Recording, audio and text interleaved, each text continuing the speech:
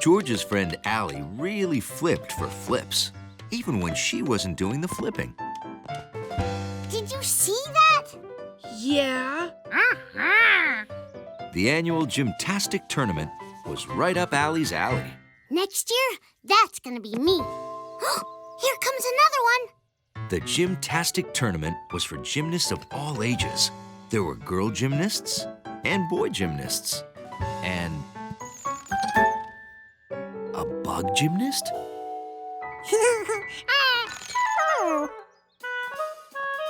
Next up is that bundle of dynamite. George? On the floor, Matt. Well, I mean the balance beam.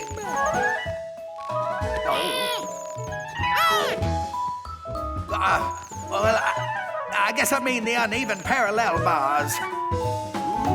Or do I? I mean, George, on the rings there. Yeah, I give up.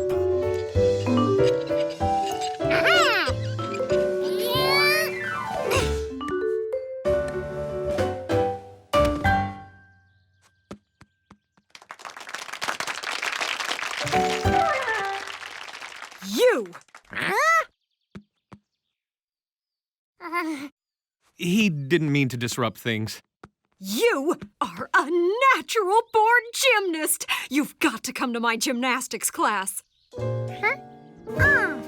You teach gymnastics? I want to come too. Me too. Really? Do you know how strong your arms have to be to do gymnastics? Imagine how far a guy could throw a newspaper. Oh, yeah. Fantastic! See you at the community center tomorrow for an introduction to the class. 3 o'clock. See ya!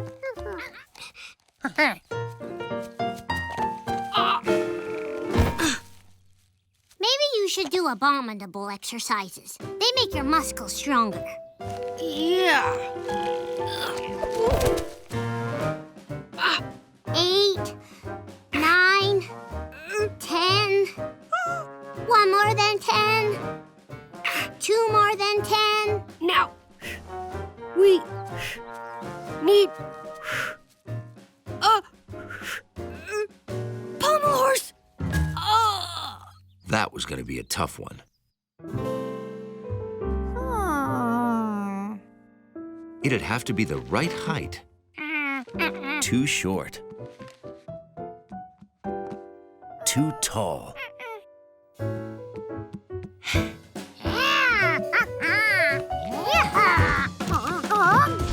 And it shouldn't tilt.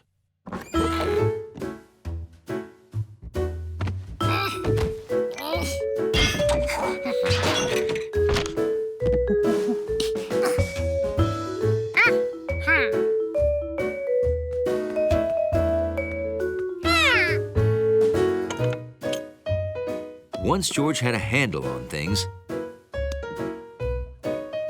he added padding, because safety is one of the 3 S's. Yes! Way to go, George! Wow, you guys built this yourselves? Well, it was George's idea. He's pretty smart for a city kid. Yeah, and wait till Mrs. Somersault sees us next week. We're gonna be so gym-tastic. At the next class, George couldn't wait to show the teacher what they had learned.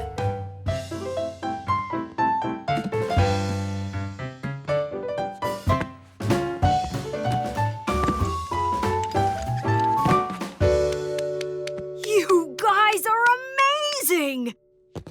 Are we gymtastic? You certainly are, but how? We found another gym. Yeah, and it's open every day. Every day? Do you think maybe we could have classes there? Oh, yeah. We know the owner. And he's a natural at gymnastics.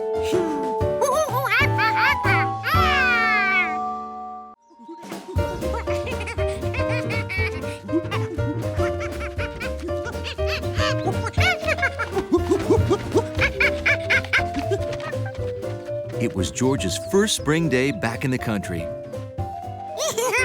And already, he was starring in a movie. Hiya, Mr. Rankins. Hi, Bill. George. Okay, George, you go in first and see if there are any baby ducks running around. I'll follow with my camcorder. This will make a great scene for my science project about baby animals. This is Bill, bringing you baby ducks, live from the Rankins barn.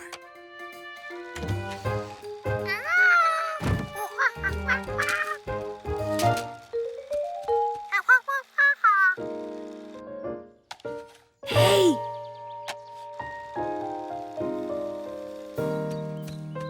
We're in luck. The ducklings haven't hatched yet. They're still inside their eggs.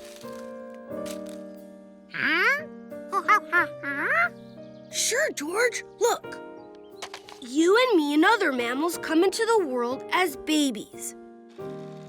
But birds, ducks for example, come as eggs. Yep, Dumpling's babies will hatch from these eggs, as long as she sits on them to keep them warm.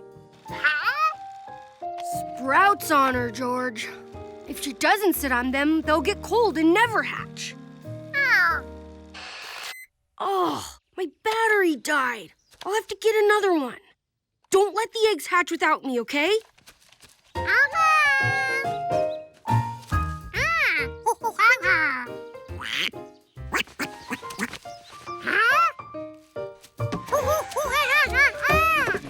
Where was Dumpling going? She was supposed to be keeping her eggs warm.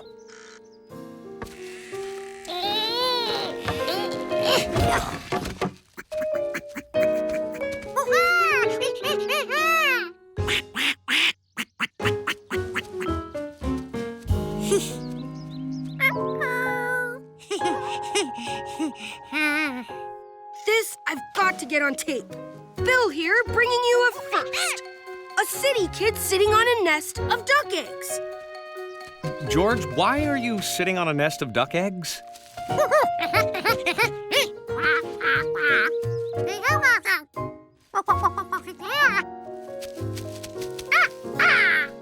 It looks like he's trying to keep Dumpling's eggs warm.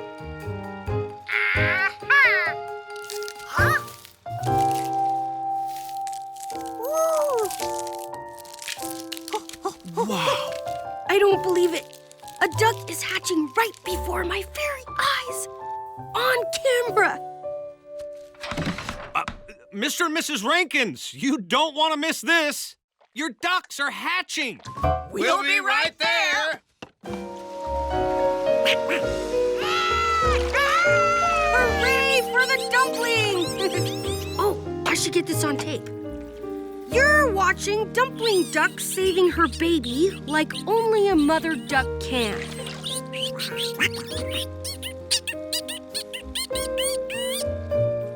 And so, the ducklings were brought together by this daring rescue and by the kid from the city who helped to hatch them. Fantastic.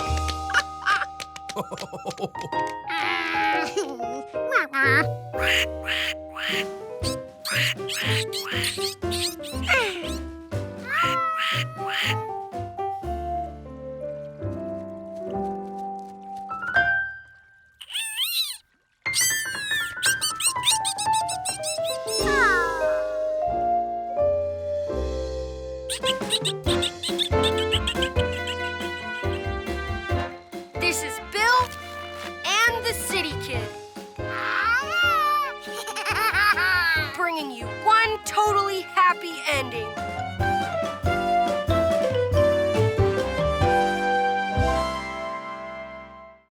Saturday was a day when monkeys and men with yellow hats return books and get new ones. A whole building full of books. What could be better than that, huh, George? Are you excited to get a new book, George? Adventurous Henry is one of my favorites, too. Maybe you should check it out again. It's called renewing a book. People do it all the time. George was thrilled because the man with the yellow hat had only read the book to him 18 times.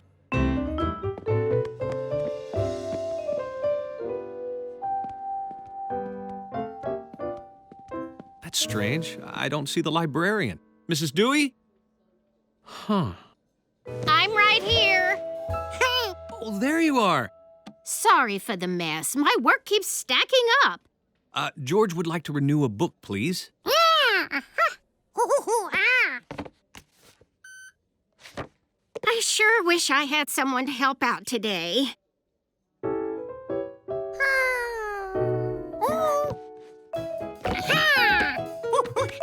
Something tells me George is available. That's stupendous. Thank you, George. George, I have some research to do. Will you be all right here by yourself? Well, then I'll be back in a few hours. Be a good little monkey librarian. George had fixed the library again.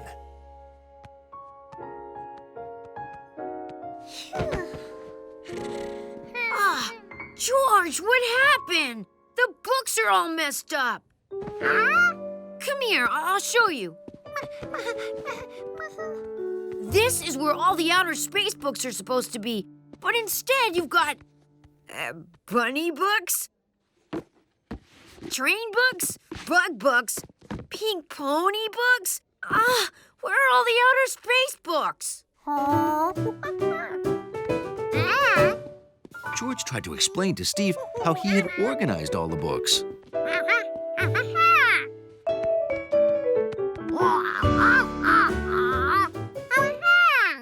Did you arrange all the books by size? That's amazing! But I don't think that's the way libraries work.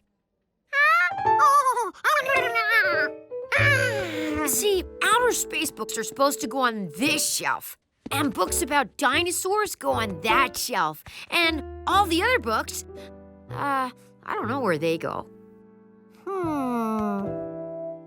George wondered, if outer space books all go together and dinosaur books all go together, well, then maybe train books go with other train books, no matter what size or color they are.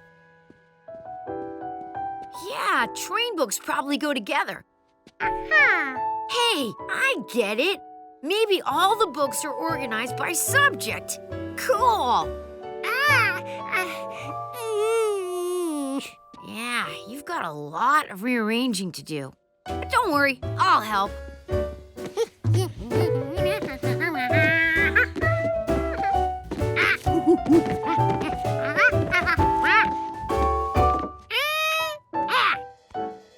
did it! The books are back in the right order. Great job, you hairy librarian. I'm back, George. My, it looks neat as a pin in here. All the books are back where they should be, on the shelves according to their subject. Right? Well, mostly right. Books are typically arranged by subject, then by author alphabetically. Except storybooks. They go together by author. I'm sure I can put things right in no time. Great. Sounds like you did a great job, George. Hey, maybe you'd like to help out at the library every Saturday. Helping Mrs. Dewey was fun, but exhausting. Yoo-hoo, George! You forgot your book! On the other hand, only a librarian would give you Adventurous Henry for another 2 weeks. What could be better than that?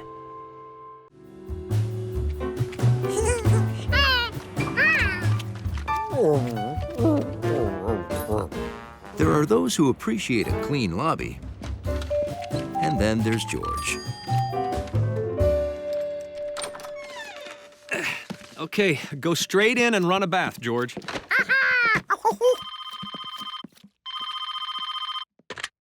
Hello? Oh, Professor Wiseman. Oh, yes, that does sound serious.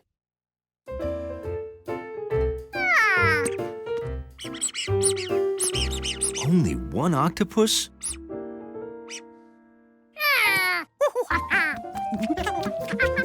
Hey, George? I have to go help Professor Wiseman. Don't forget about that bath. George decided that the best thing to do was to put all his toys in the tub. Hi. Leave a message when you hear the... George? Hello? Is anyone there? I just wanted to make sure you saw that orange fly eye slipped under your door. We have to shut off all the water at 4 o'clock, which is... now! I'm going in.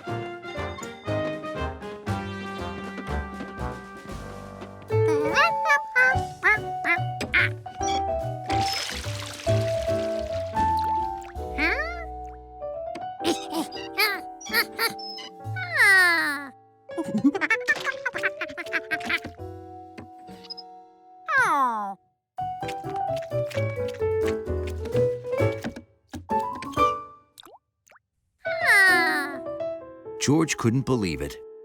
The apartment didn't have any water either. How was he ever going to get clean? Yep, to get to water, all you have to do is dig a well. George didn't know how long his apartment would be without water, so he figured he might as well start digging. George ran the hose from the bathtub down to his well. How could George attach the hose to the baster? The water came into the baster from the bottom, so George needed some way to connect the hose to the side. Maybe this would work. With duct tape, anything was possible.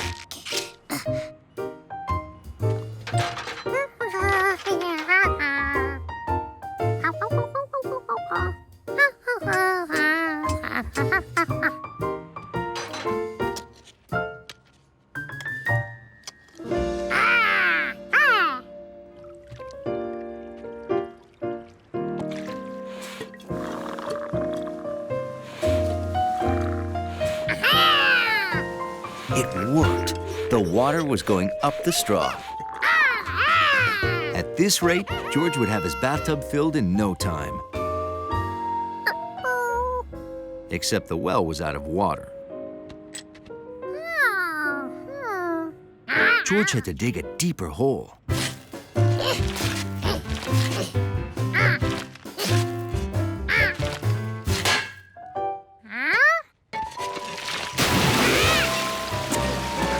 George had struck a mother load of water.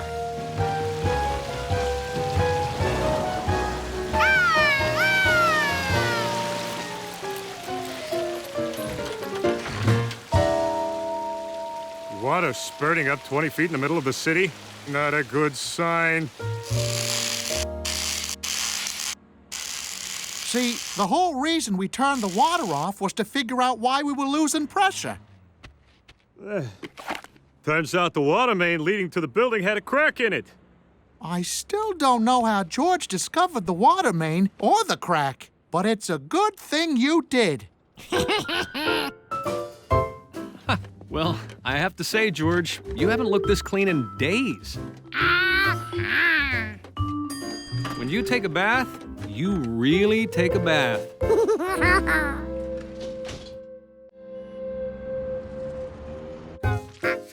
When the man with the yellow hat told George he was bringing home a wondrous animal called a chameleon, George decided to surprise it with a gift. Hi, George. That's terrific. It looks just like jade. Take a look.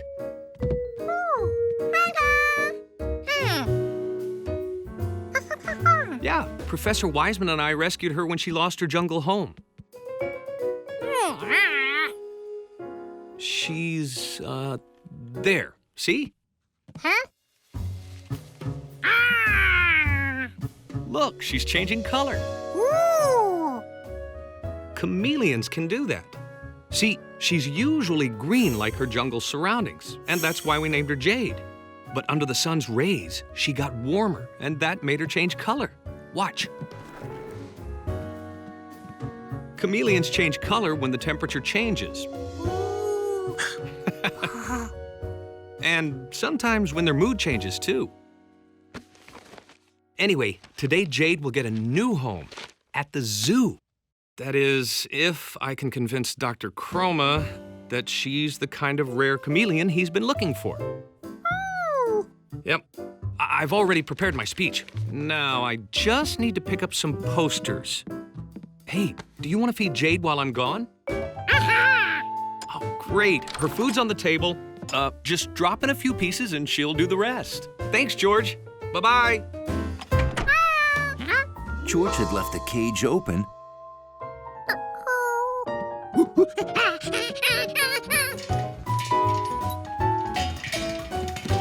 The popcorn popper was warm.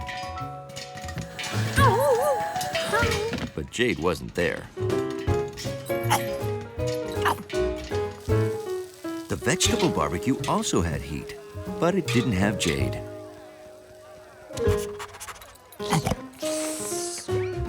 Was there a warm place that George had missed?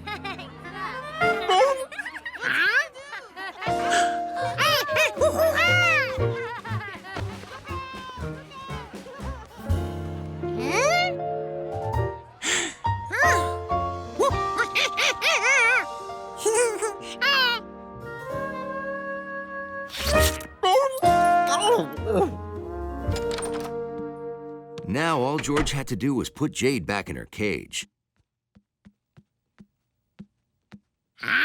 The cage was gone.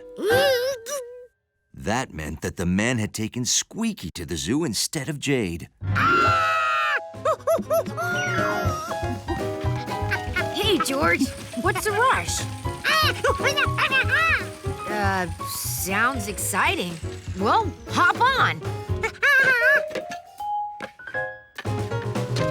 Meanwhile, the man with the yellow hat had just finished telling the dramatic story of Jade's rescue. And now I would like to examine Jade. If she is the rare chameleon that you say, then, and only then, can she stay. Well, of course. Squeaky? What was that sound? What? The squeak? Oh, hey, let's all go to lunch, huh?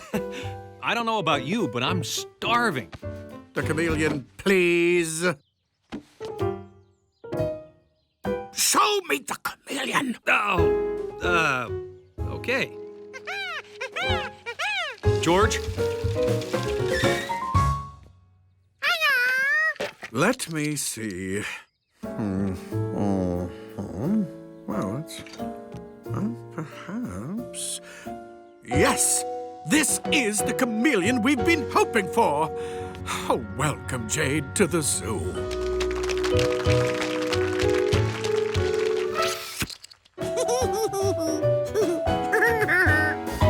George thought Professor Wiseman's beach house was great. This time, it was even greater because George had brought Yorbo, the friendliest robot ever.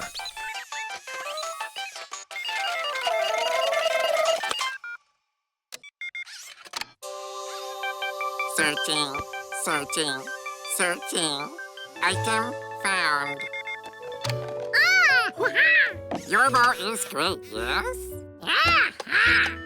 Yorbo's next job was to help George and the man with the yellow hat pack a lunch for the beach. No, not... Look out! Oh, sorry, George. I'm listening to an audiobook, The Slimy Sea Monster from the Sea. It's great and scary. George didn't understand how something could be great and scary. Thanks.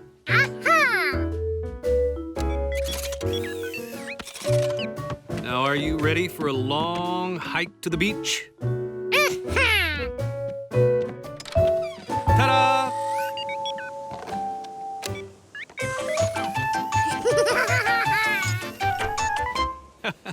Oh, I hope we don't run into any slimy sea monsters. Whew. radio and switch it to AM. Okay. Then turn the knob all the way to the highest radio station number, but make sure you get static and not an actual station. Turn up the volume, then turn on the calculator and tape it to the radio. Fantastic. You see, the radio and calculator act as a magnet. When it finds things that would stick to a magnet, the radio beeps.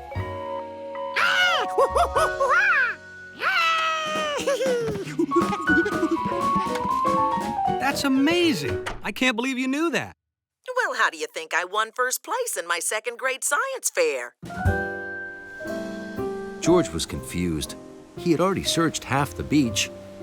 But which half? If only the beach were smaller. Then George remembered tic-tac-toe. He could break up the beach into smaller sections, like a tic-tac-toe board. If George could mark off the squares he searched, then he'd know where he'd looked and where he needed to look. Hi, George.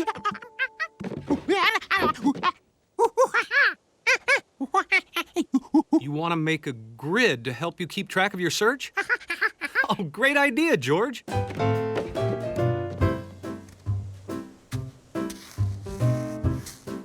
All set.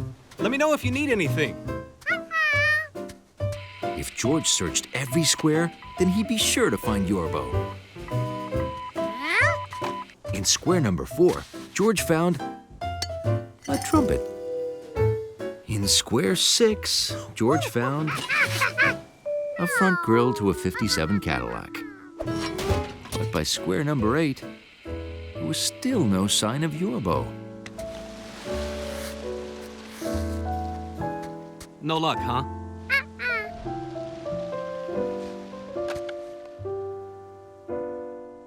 Yorbo had to be in this last square.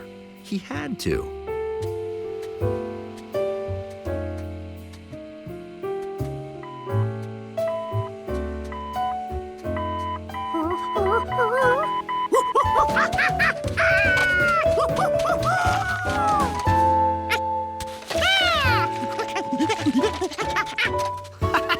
Way to go, George! You found him!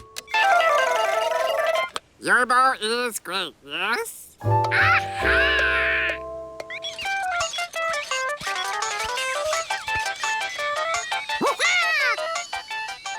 Have fun! Well, I guess this means I can get back to the thrilling conclusion of my book. Oh well. Wait for me!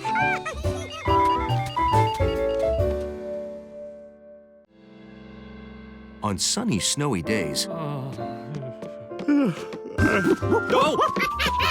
George usually got up bright and early.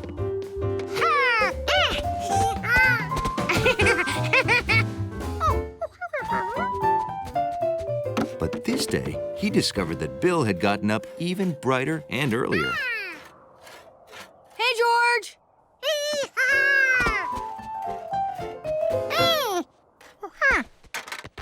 Snow blocks. I'm building a house out of snow, although the correct term is igloo.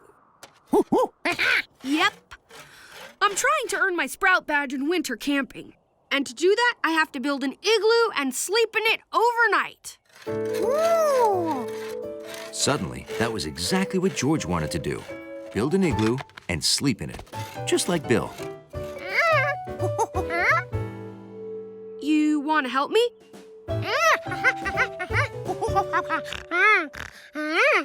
And sleep in the igloo, too? Why not? Let's get started.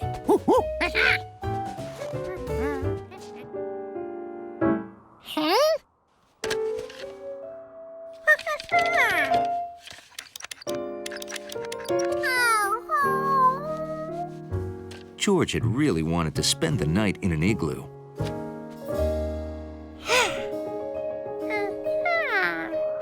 And maybe he still could. He could build his igloo right inside the house. A smaller igloo. It was nice and warm.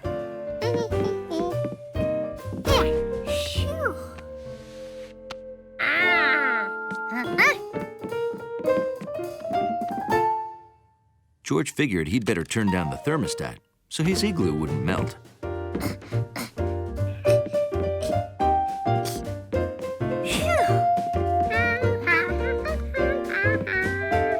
Oh, it's freezing. Oh, I must have turned the heat down too low.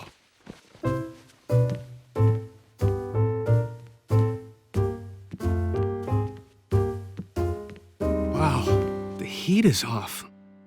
No wonder it's so cold. Oh.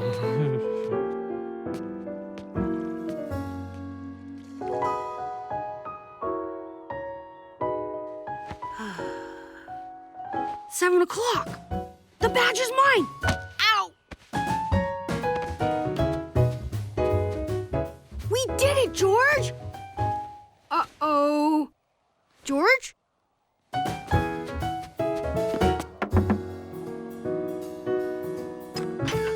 Oh, hi, Bill.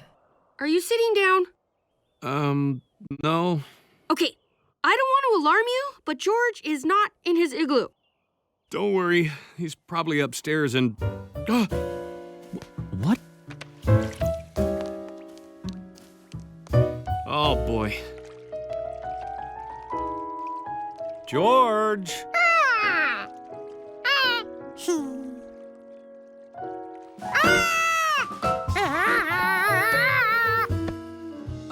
George, why is there a melted igloo in the living room? Uh-huh. You were cold outside, so you thought you'd build an igloo inside. Makes sense. For a city kid. As the Sprout Master of Sprout Troop number 674, I am proud to present Bill with his badge in winter camping. Wow! There. And now, George and I would like to invite you all to a little celebration.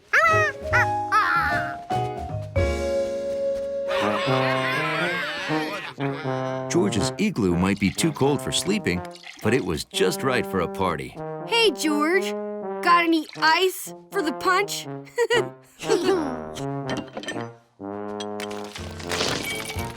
Wow, thanks. And that was the start of the Monkey Igloo Social Club. Open every weekend until it melted in the spring.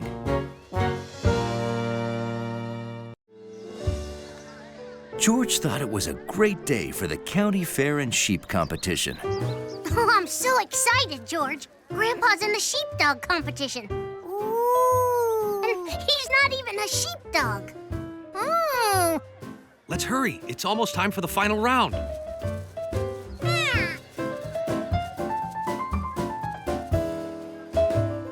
It was hard for George and Allie to hurry at a spring fair. There were tractors to play on and prize-winning turnips to admire.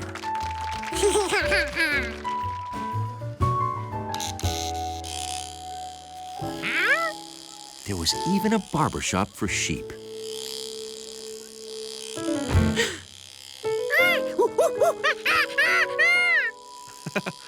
Don't worry, George. The sheep's hair will grow back. Besides, now that summer's coming, the sheep wants to get rid of that heavy coat.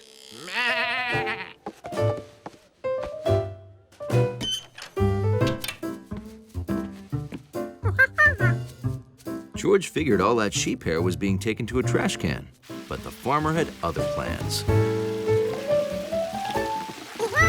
A sheep's hair is called wool, and after you wash it, you comb it out,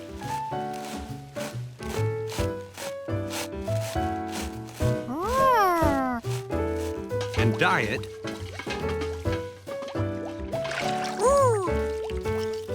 then spin it into yarn and use it to make things like sweaters, socks, and blankets. So people help sheep stay cool in the summer, and sheep help people stay warm in the winter. Ooh.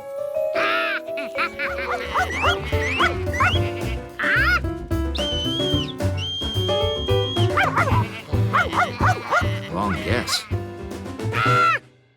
Now George wondered how to whistle "come back." Another wrong guess. George was suddenly wishing he'd paid more attention at the sheepdog competition. He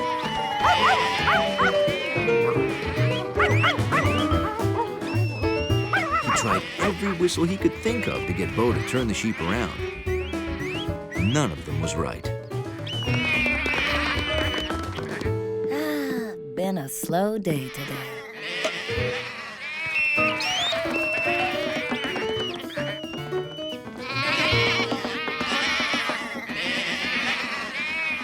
You were saying? Never mind. The sheep ended up at George's house.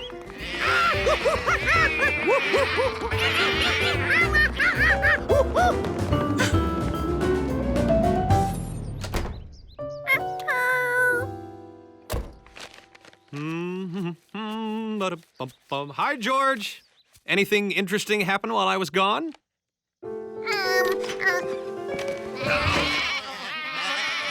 Oh, no. George?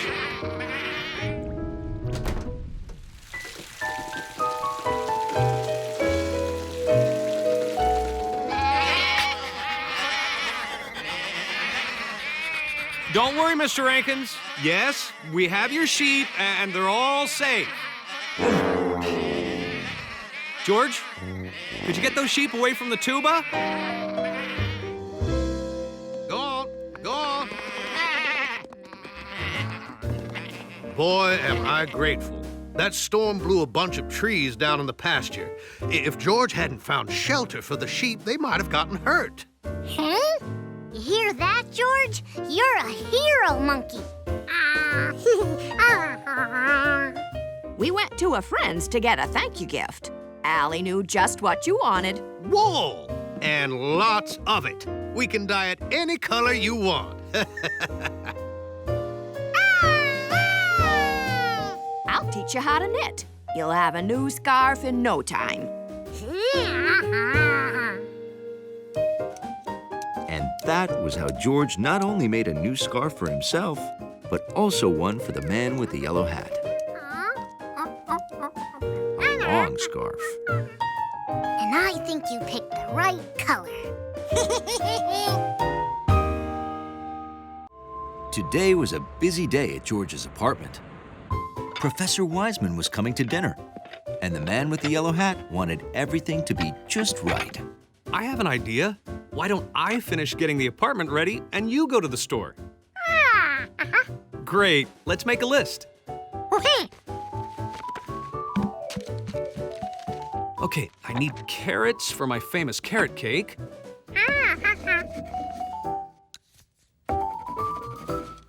Cucumbers for my famous cucumber soup. And apples for my famous bowl of apples.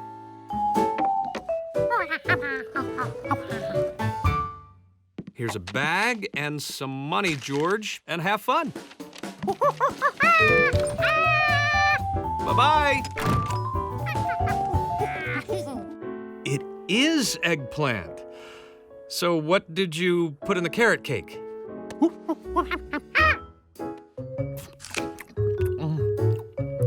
Is this some kind of radish?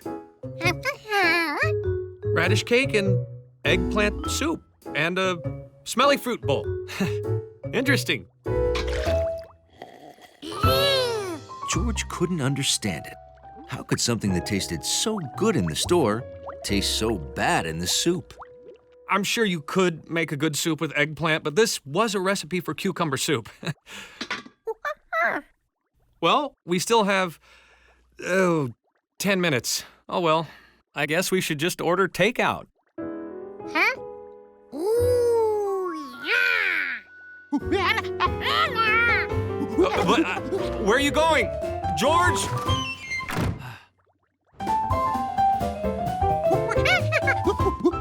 Customer number 1, you are back. And I think I know why. You dropped this on your last visit. Correct me if I'm wrong, but aren't these pictures of carrots, cucumbers, and apples? Yeah, I see it now. Way to go, Dad. Tell me, my friend, are those the vegetables you have been looking for on your visits? Let me get them for you. You don't want them?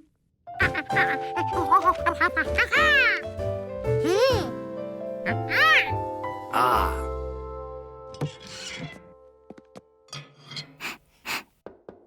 Oh. Nothing like a hard day of analyzing carbon isotope ratios to give a girl an appetite. Something smells weird. Oh, that's my radish cake. Really? Yum. George! Perfect timing! George? Is that your name? Hello. I am Win Kwang An, owner of the Hua Mai Grocery and Takeout. This is my wife, Hua, and daughter, Mai. Oh, well, hello. Hi. He named the store after us. It means peach blossom. Is that the new Vietnamese grocery on Inn Avenue? I've been looking forward to your opening. Oh, me too. Is all this from your store? It is. We thought we should help George carry in his order. We've brought you eggplant curry, bun tit nung with nuk kyum, a fish sauce with daikon radish. Ooh, I love that sauce. Bitter melon soup. Sa hat lo, which is pomegranate seeds in coconut cream and durian shakes. It all looks great. And there's so much. Would you join us? Huh? We would be honored. A few days later, George headed back to Hua Mai.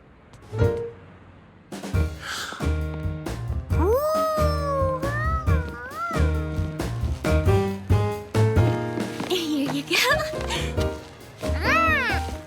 Hi, look at all our takeout customers. Someone's been talking. Me! I told everyone I know about how great the food is, and I know a lot of people. Don't worry, George. You'll always be customer number one.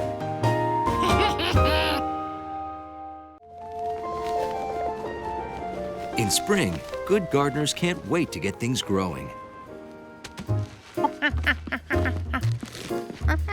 Need any more help? Okay. I have to go help Professor Wiseman design our new terrarium. Bye, George. George had his seed system set. First, he dug a hole, then he planted some seeds, then he covered the hole.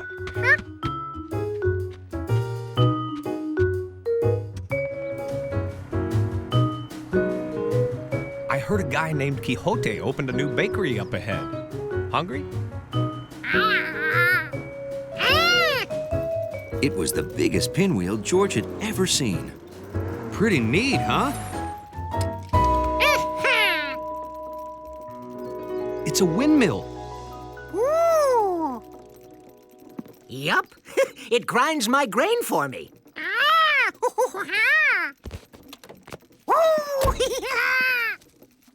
Let me show you how it works. When the wind blows, it pushes the sails, just like wind pushes a sailboat along the water. But since sails are attached to the mill, instead of moving forward, they spin around. Some people use windmills to make electricity. I use mine to make flour and butter. Well, I'll be. What do you think, George? Ooh. That's the butter churner. Those stones grind the grain into flour for bread. Bread and butter go together like, well, bread and butter.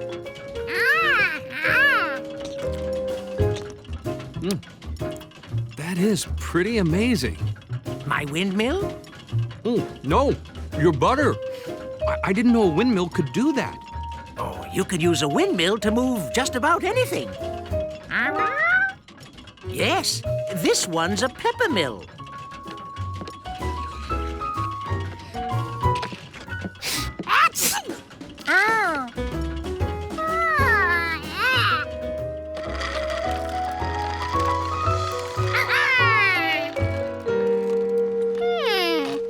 George could push his sails, but the wind couldn't. Mr. Coyote's sails were stiff. Maybe that gave the wind more to push against.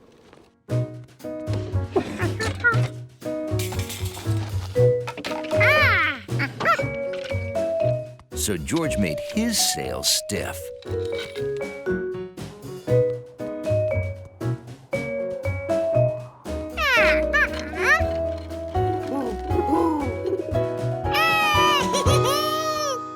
All his windmill needed now was a scarecrow mover. At last, his windmill was finished. And it was a good thing, too. Because he was out of tape. Now he just had to wait for the wind. And get a weight for his windmill.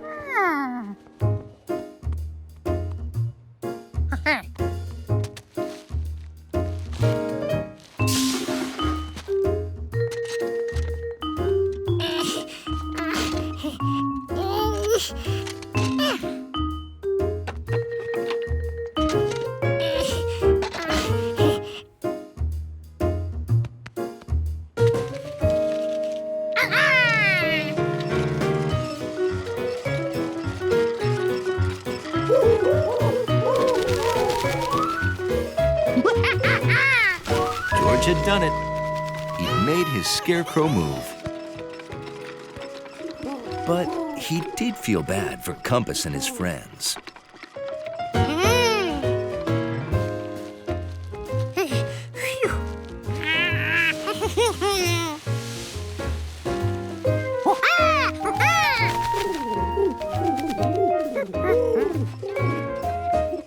Now the pigeons could eat their food while George grew his.